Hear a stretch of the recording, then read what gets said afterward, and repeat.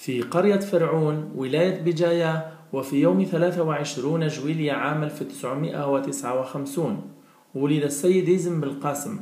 تلقى تعليمه الابتدائي في مدرسة أويلس بالهني فرعون المختلطة آنذاك، وتحصل على الشهادة الابتدائية سنة 67 و900 وألف، ليواصل تعليمه الإكمالي بمدينة القصر، أين تحصل على الشهادة في جوان 76 و900 وألف.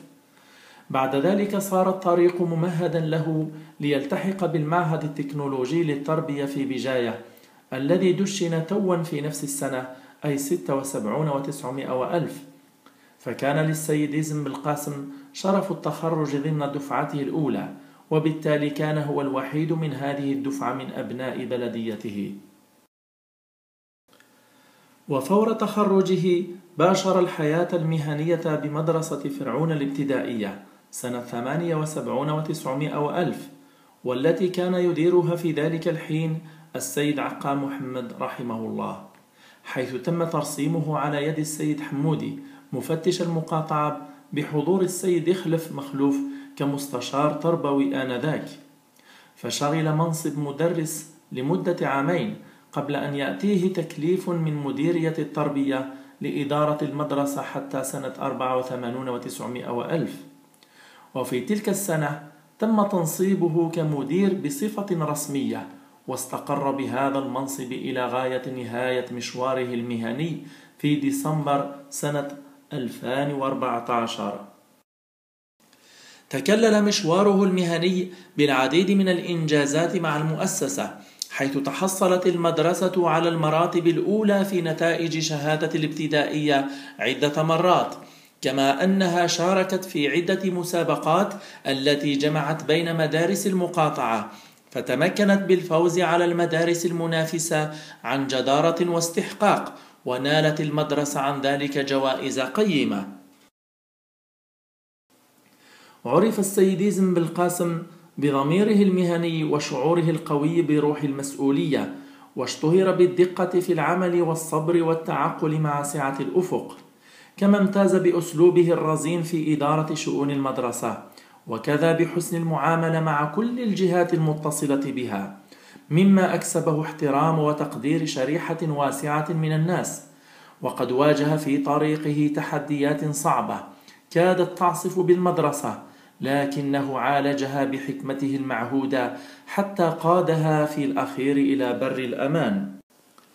ومن جانب التأثيث والوسائل، كان السيد يزن بالقاسم شديد الغيرة على المدرسة التي يديرها كغيرته على بيته، فنراه يستميت لدى المصالح المعنية ليوفر لها كل لوازم واحتياجات عملية التمدرس، حتى بلغت في هذا الجانب ما لم تبلغه أي مدرسة أخرى على مستوى البلدية، حيث كان لمدرسته شرف السبق في إدخال الإعلام الآلي إلى إدارتها قبل غيرها. وبفضل خبرته المهنية الطويلة أصبح السيد يزن بالقاسم مرجعا ومقصدا لكثير من المديرين على مستوى البلدية للحصول على العون والاستشارة، كما كان خير عون للمعلمين والمفتشين لتسهيل مهامهم، فنراه يلبي لهم طلباتهم بكل رحابة صدر. ورغم إحالته على التقاعد، إلا أنه لا يستنكف عن تلبية أي رغبة أو استفسار من إدارة المدرسة، حتى ولو تطلب الأمر تنقله إلى عين المكان دون أن يبدي أي تثاقل أو منة. هذا ورغم المسؤولية الثقيلة التي حملها السيد يزن بالقاسم، لم ينسيه ذلك واجبه نحو إخوانه في بلديته، حيث زاول نشاطه الوطني عبر انخراطه في الحزب جبهة التحرير الوطني، وناضل في صفوفه باعتبار ذلك هو السبيل الهين لخدمة المنطقة والافتكاك حقوق مواطنيها وحل مشاكلهم وانشغالاتهم. وسعيا في هذا السبيل انتخب بين سنتي 90 و95 و900 وألف عضوا في المجلس الشعبي البلدي ضمن القائمة التي ترأسها السيد بن بارة بشير. وبفضل فطنته وحكمته تدخل برفقة مجموعة من زملائه لإنقاذ الموقف المتأزم عند تنصيب المجلس، فأعادوا القطار إلى سكته بسلام، وواصل الفريق أداء مهامه إلى غاية نهاية العهدة.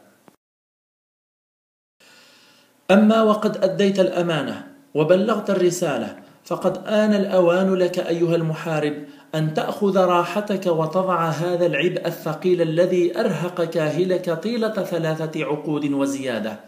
فهنيئا لك التقاعد، مع خالص الدعاء لك بدوام الصحة والعافية والتوفيق إن شاء الله.